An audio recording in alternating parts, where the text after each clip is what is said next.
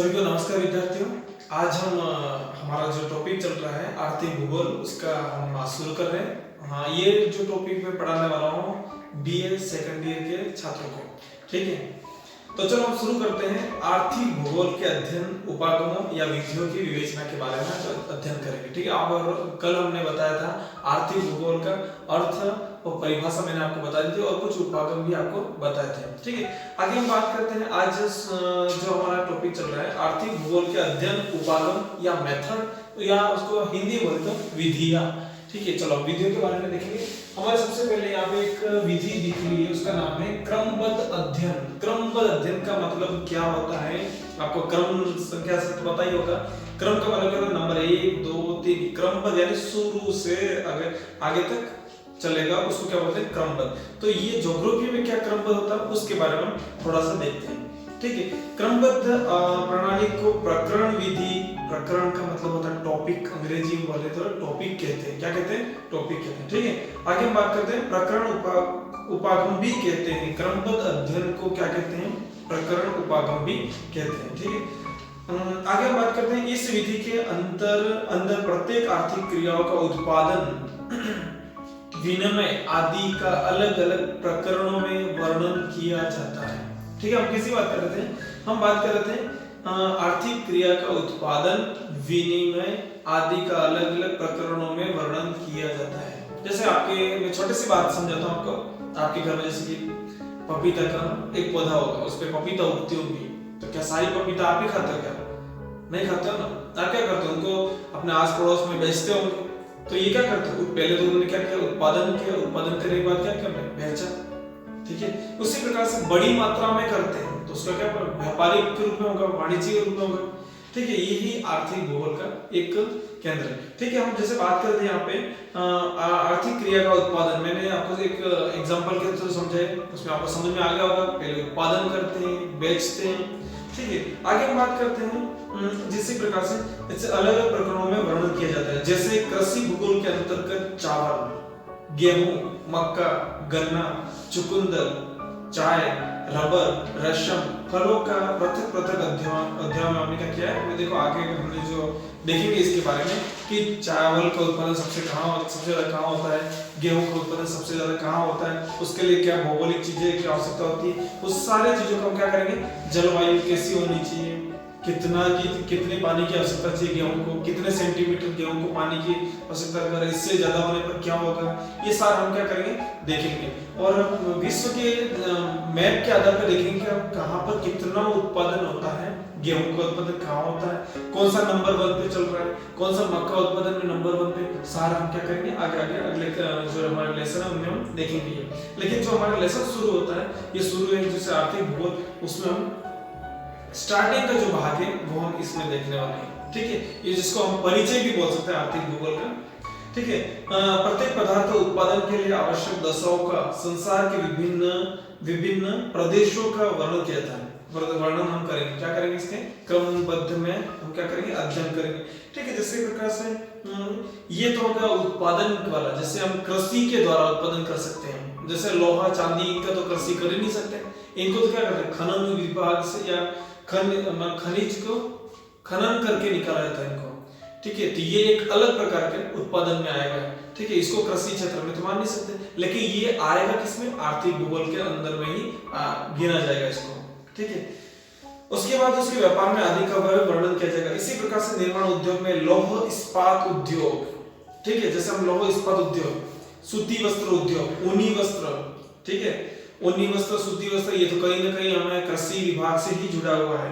और लौह इस्पात को जरूर हम मान सकते हैं कि ये खनिज विभाग से, लेकिन जो सूती है, ऊनी वस्त्र है, ये चीजें कहाँ से, कृषि से। जैसे आपको एक एग्जांपल बता दूं, एक कपास का पौधा होता है, कपास के पौधे से हम क्या प्राप्त करते हैं, रुई प्राप्त करते हैं। कपास का पौधा को जमीन पे लगाते हैं, जमीन से उगता है, बीज के माध्यम से फिर उग के बड़ा होता है, फिर इसके ऊपर फल लगता है, फल में जो बीज होता है उसमें रुई प्राप्त होता है, कपास प्राप्त होता है, कपास से फिर रुई बनती है, रुई से फिर धागा बनता है, धागे से कपड़ा बनता है, कपड़े से जो आज हमने पहना वो कपड़ा बनता है, ठीक है।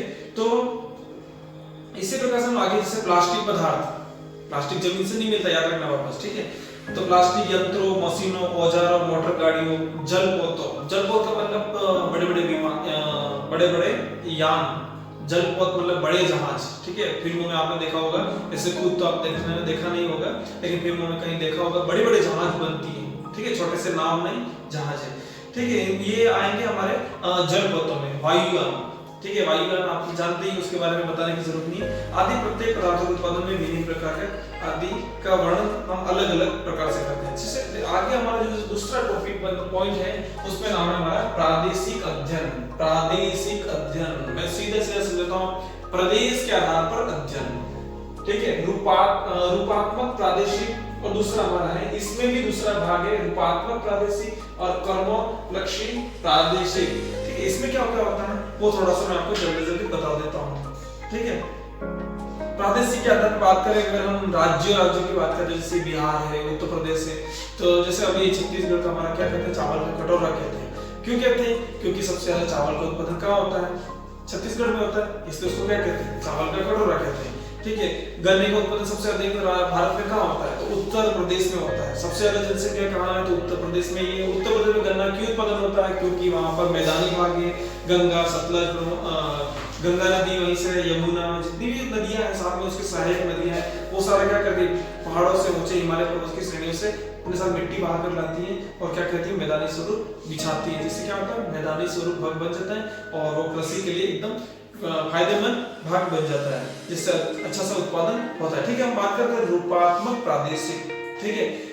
आप सोच रहे होंगे, जैसे वीडियो में कहीं आपको तेज लग रहा हो, तो आपको जब कोई नोट करना हो या समझने में दिक्कत आए, तो आप वीडियो को पीछे से आगे पीछे करके भी उसको समझ सकते हो, सुनकर आप नोट भी कर सकते हो, ठीक है। दूसरी बात यहाँ मैं बता रहा हूँ, रूपात्मक प्रादेशिक, इस विधि के अंतर्गत ऐसे समस्त भूभाग को एक इकाई प्रदेश माना है, ठीक है। क्या माना है? एक इकाई प्रदेश माना है। जैसे कि यहाँ पे मैं बता रहा हूँ आपको, जिसके समस्त क्षेत्रफल में किसी प्राकृतिक लक्षण की समानता हो। क्या हो? प्राकृतिक लक्षण की समानता हो। जैसे हम बात करते हैं गंगा डेल्टा, गंगा डेल्टा कहाँ बनता है? गंगा डेल्टा वहां बनता है जहां गंगा नदी समुद्र में जाके मिलती है। कहाँ मिलती है? समुद्र में मिलती है। समुद्र में क्या करती है, अलग अलग डेल्टाई भाग बना देती है, तो वहां पर अलग प्रकार की जलवायु होती है, अलग प्रकार का भौतिक स्थिति होती है, तो अलग प्रकार का वहां पे पैदावार होगा। जैसे वहां पर गेहूं करने जाए, क्या हमारा गेहूं उत्पादन होगा? नहीं हो पाएगा। मक्का भी वहां पे उत्पादन नहीं हो पाएगा। जैसे हम थार में अगर बात करें, थार में हमारे कटीली झाड़ियां मिलती है, इसके अलावा वहां जाके भुट्टे, मतलब ये जो मक्का बोएंगे, तो क्या हमारा उग पाएगा? नहीं उग पाएगा, क्योंकि वहां के लिए भौगोलिक स्थिति उसके लिए ठीक नहीं है, ठीक है। हम जैसे बात कर रहे थे यहाँ पे उसके आर्थिक भूगोल, जैसे चावल उत्पादन, पटसन, जूट उत्पादन, जैसे आपने ये लोकल भाषा में, जैसे सामान्य जूट कोई दूसरी एक वनस्पति नहीं होती है, ये आपने जूट आसपास भी खेतों में उगते हैं, जैसे अपने लोकल भाषा में खेतों में भीड़ी बोलते हैं इसको, तो वो वही है, इसको जूट बोलते हैं। सबसे ज्यादा कहाँ उत्पादन होता है इसका? सबसे ज्यादा रस्सियां बनती है इसका। आपके जो गाँव में खाट पाए जाते हैं, जो रस्सियां होती है, किससे बनती है? जूट से बनती है। और जूट सबसे ज्यादा कहाँ, जूट का उपयोग सबसे ज्यादा कहाँ किया जाता है? पश्चिम बंगाल में किया जाता है। और आपको ये भी पता होगा कि गंगा नदी को हुगली नदी कहते हैं, ठीक है। हुगली नदी क्यों कहते हैं? क्योंकि गंगा को आगे तो पवित्र माना गया, लेकिन बंगाल में आता था, इसको क्या कहते हैं? हुगली कहते हैं। क्योंकि जितने भी बंगाल के किनारे में लोग रहते हैं, वो जूट की खेती करते हैं। जूट में जितनी भी कचरा होता है वो सारा नदी में, उसी नदी में फेंकते हैं, और उसी नदी में फेंकने के कारण से वो नदी कैसे हो जाती है? खराब हो जाती है। हम क्या कहते हैं? सुगला से क्या हो गया? हुगली। तो इसी प्रकार से उस नदी को क्या कहते हैं? हुगली नदी कहते हैं, ठीक है। आगे हम बात करते हैं, जैसे इसी नदी को बांग्लादेश में जाती है, तो इसको पद्मा भी कहा जाता है, ठीक है। ये वैसे आपके लेवल का नहीं है, लेकिन कहीं पूछा जाए तो आप उसके बता सकते हो। गंगा नदी के 3 नाम है। वैसे इंडिया में तो बहुत सारे नाम है, भारत में भगीरथी भी बोलते हैं, ठीक है। हम नदियों के बारे में जब विस्तृत अध्ययन करेंगे तब हम उसके बारे में और बताएंगे, लेकिन अभी जैसे हमारा टॉपिक आ गया हुगली नदी पर किसकी सबसे ज्यादा होता है उत्पादन, तो हम जूट के बारे में लिख सकते हैं, या जूट के बारे में ही सारी चीजें तैयार की जाती है, रस्सी वगैरह जो भी, टाट वगैरह जो भी तैयार किए थे वो हुगली नदी के किनारे पे तैयार होता है, और उसको जो रस्सी बनाई जाती है वो हुगली के किनारे पे ही तैयार किया जाता है, ठीक है। हम बात कर रहे थे ताकि जैसे वस्त्र निर्माण, नौका परिवहन आदि का वर्णन किया जाता है, ठीक है। ये काम किस में करेंगे? रूपात्मक प्रादेशिक वाले में इसी का अध्ययन किया जाएगा, ठीक है। आगे हम बात करते हैं जैसे कर्मोपलक्षी प्रादेशिक। इस विधि के द्वारा ऐसे भूगोल को एक प्रदेश माना जाता है जिनके समस्त क्षेत्रफल की एक सी आर्थिक क्रिया है। क्या है? एक सी आर्थिक क्रिया है, ठीक है। जैसे कि हम बात करें बड़े बड़े जैसे सिटी है, सिटी मतलब शहर, बहुत बड़े नगर, नगर बोल सकते हैं उनको, जैसे दिल्ली हमारा भारत की राजधानी दिल्ली, लेकिन इसके लेवल के और भी शहर, बड़े नगर या शहर हम कह सकते हैं, जैसे मुंबई हमारा, मुंबई बड़ा शहर है, ठीक है। इसके अलावा बात करें विदेशों की बात करें तो टोक्यो, ठीक है, जापान का शहर है ये, न्यूयॉर्क अमेरिका का शहर है, मॉस्को, लंदन, मुंबई, कोलकाता, और ये जयपुर भी हमारा, ये क्या है, ये महानगरों में इनको माना जाता है, ठीक है। जैसे कि प्रदेश में संयुक्त राज्य अमेरिका का झील प्रदेश, ठीक है, सोवियत संघ का यूक्रेन प्रदेश, फ्रांस का लॉरेंस प्रदेश।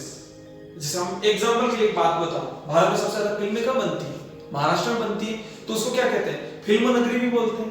तो इसी प्रकार से जहां पर जिस मात्रा का सबसे ज्यादा उत्पादन होगा उस किसी क्षेत्र के नाम से भी जाना जाता है। जैसे अगर माना कि गन्ना की खेती कहीं और हो रही है तो उस क्षेत्र को क्या कहेंगे, गन्ना क्षेत्र कहेंगे। तो उसी प्रकार से उस क्षेत्र को क्या माना जाएगा, कर्मोपलक्षी प्रादेशिक माना जाएगा। तीसरा हम बात करते हैं सैद्धांतिक अध्ययन, ठीक है, जिसका मतलब सिद्धांतों के आधार पर अध्ययन करना, ठीक है। आर्थिक भूगोल वैज्ञानिक बनाने की इच्छा रखने वाले वो जो भूगोलवेत्ता हैं उनका मत है, मतलब वो कहते हैं ये क्षेत्रीय भिन्नता को स्पष्ट करने के लिए आर्थिक क्रियाओं का स्थानीयकरण संबंधी सिद्धांत या नियम विकसित करना अधिक उचित होगा। इसके प्रतिपादन में प्रादेशिक उपागम अक्षम है, ठीक है। ये मैंने बता दिया आपको किसके बारे में, सैद्धांतिक अध्ययन के बारे में। हम चौथे पॉइंट की बात करेंगे, आगमनिक एवं निगमन विधियां, ठीक है, आगमन और निगमन विधियां, ठीक है। इसमें क्या होता है कि अध्ययन के उपरोक्त तीनों उपागम विश्लेषण की विधि के आधार पर दो वर्ग में रखे जाते हैं, एक क्रमबद्ध, दूसरा प्रादेशिक, ठीक। ये होगा हमारा आगमन और निगमन। और इसमें आगे थोड़ी सी बात बता दूं मैं आपको, वर्णन, सबसे पहले वर्णन, वर्गीकरण, व्याख्या, तीनों को मतलब यहाँ पर रखा गया है। वर्णन, वर्गीकरण, ठीक है, फिर है हमारे व्याख्या, मतलब इसको एक चीज को बहुत बड़ी मात्रा में समझना, उसको व्याख्या कहते हैं, ठीक है। अध्ययन की इस विधि को आगमनिक विधि कहते हैं और अनुभवी ज्ञान के आधार पर उसको क्या कहेंगे, सैद्धांतिक कहेंगे, ठीक है, निगम विधि भी कहते हैं। आगे हम बात करते हैं तंत्र विश्लेषण अध्ययन, पांचवा हमारा जो पॉइंट है, ठीक है, तंत्र विश्लेषण, ठीक है। तंत्र विश्लेषण में क्या होता है, वर्तमान में आर्थिक भूगोलवेत्ताओं द्वारा तंत्र विश्लेषण उपागम की ओर अधिक ध्यान दिया जा रहा है। इससे किसी भी अर्थतंत्र के क्षेत्रीय संगठन का ज्ञान प्राप्त करने के लिए अधिकारियों में अनियोजितता पर, समग्रता पर विशेष बल दिया जाता है। वास्तव में ये प्रणाली जो है ना, तंत्र का एक समूह होता है। क्या होता है, तंत्र का एक समूह होता है जिससे तत्व या संबंध विशेषता में अंतर संबंध पर आश्रित होती है। जो लास्ट हमारा पॉइंट है, संसाधन, और मानव ही खुद एक संसाधन है। मानव ही क्या है, अपने आप में एक संसाधन है। आज ट्रक चलता है, कौन चलाता है, मानव चलाता है। अगर मानव नहीं हो तो क्या होगा, ट्रक चल पाएगा, फिर नहीं चल पाएगा, ठीक है। मानव को भी अपने आप में क्या है, संसाधन है। और हमारे जितनी भी सहायक चीजें वो सब क्या है, संसाधन में। जैसे आज यातायात का साधन, वो भी संसाधन है। आज आप दूर बैठे हुए इस ऑनलाइन पढ़ रहे हो, या यूट्यूब के माध्यम से पढ़ रहे हो, या वीडियो के माध्यम से पढ़ रहे हो, वो क्या है, मैं यहाँ से आपको भेज रहा हूँ, वो भी क्या है, माध्यम क्या हो गया, संसाधन हो गया, ठीक है, जिसको संचार का साधन कहते हैं, ठीक है। आगे हम बात करते हैं संपूर्ण पृथ्वी संसाधन उपयोग में प्रक्रिया को दो भागों में बांटा गया। कितने भागों में बांटा गया, दो भागों में बांटा गया। पहला जो हमारा भाग है उसका नाम है संसाधन उपयोग से संबंधित प्रक्रिया है, और दूसरा है तत्वों, क्षेत्रों व स्थैतिक अंतराल को समाप्त करने संबंधित प्रक्रिया। इन संबंधों में अंतर संबंधों के फलस्वरूप संसाधनों उपयोग एवं मानवीय आर्थिक क्रियाओं, इनको भी चार प्रमुख तकनीकें हैं। कौन कौन सी तकनीक है वो मैं आपको तकनीक बता रहा हूं, आप सुनते हुए लिख लेना। संसाधन शोषण तकनीक, ठीक है, पहला नंबर 1 संसाधन शोषण तकनीक, दूसरा है स्थैतिक अंतराल संयोजन तकनीक, और गहन भूमि उपयोग तकनीक। गहन, बड़ी मात्रा में, अगर बड़ी मात्रा में आप बैलों से खेती करोगे क्या हो पाएगी, सोचना जरा, नहीं हो पाएगी, ठीक है। उसके लिए हमें किसकी जरूरत पड़ेगी, ट्रैक्टर की या किसी औजार की जरूरत पड़ेगी। और बैलों से आपका हो पाएगा, नहीं हो पाएगा, 2 या 4 दिन लग सकते हैं, फिर भी नहीं हो पाएगा, ठीक है। चौथी बात हमारी है संसाधन परिष्करण तकनीक, ठीक है, आपने ये पढ़ लिया, ठीक है। इसके बारे में ये आपके सामने जो पॉइंट है वो देख लेना, आपको बोर्ड पे नहीं दिखे, मैं आपको पीडीएफ पे जो फाइल भेज रहा हूँ उसमें नोट कर लेना, ठीक है। अन्य विद्यार्थी भी अगर इसको पढ़ रहे हो तो मुझसे संपर्क कर ले, कमेंट में लिख ले, मैं आपसे संपर्क करके जो वीडियो नोट्स जो बनाऊंगा वो आपको मैं भेज दूंगा, ठीक है। धन्यवाद।